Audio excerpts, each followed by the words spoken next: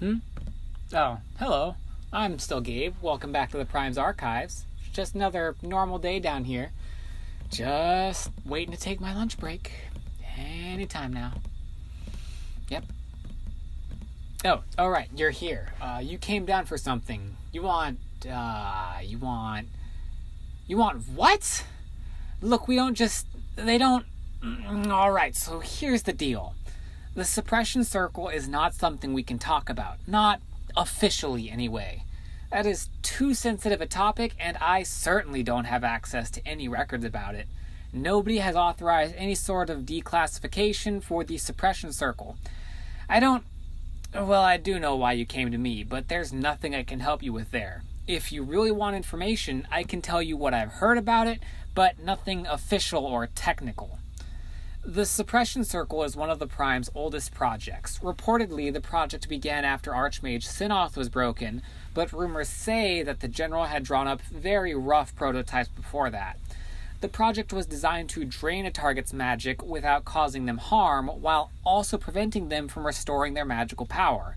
The idea was to make it as non-lethal as possible so that the targets could be more easily restrained and captured.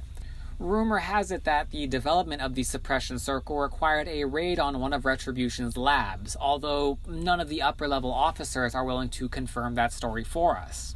We do know that there was a call for volunteers to help test an early version of the Circle, although I don't have any information about the results of those tests. We assume they had some measure of success because they continued designing the Circle.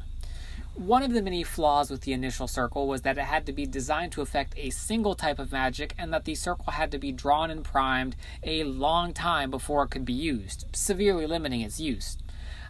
I know the research team spent quite a while trying to refine the Circle and make it universal, able to affect all types of magic with a single Circle. According to reports, not only did they succeed, but they also found a way to make the Circle compact so that it could be used on the go instead of having to be drawn and primed. It is no secret that Grand Paladin Mira was always a more than willing test subject for the Circle. Outside of the research team, the Grand Paladin was always the most involved in the project. According to her own admission, she was able to use the Circle to weaken Gideon the Destroyer and take his weapon from him. She provided the most feedback for the Circle and, again reportedly, had the Circle tattooed onto her hand. Now, I can't talk about the Suppression Circle without mentioning the Children of Shadow's attempt to steal our designs.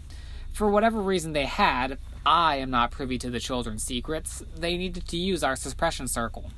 By that point, they had already betrayed us and knew we weren't just going to hand the designs over. So, they decided to raid one of our research facilities and stole an older design. We have no reports on whether or not they successfully deciphered the notes, or, if they did, ever managed to use the spell circle. And that's what I personally know about the Suppression Circle. Again, I just know what I've been told about it because I don't have access to those records. I don't even know who can access those records. Down here, anyway. I know who can request the records, but I don't know who can actually get them. Regardless, thanks for listening. I hope you come back on Friday when I'll get into spell circles and wards.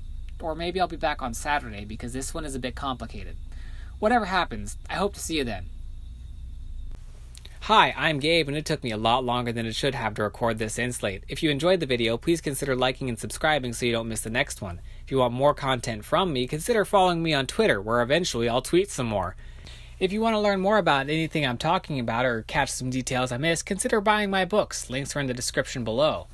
Also consider checking out the Tumblr, where I post side stories and art about the books that I can't really put anywhere else. Again, thanks for watching, and I hope you have a great day.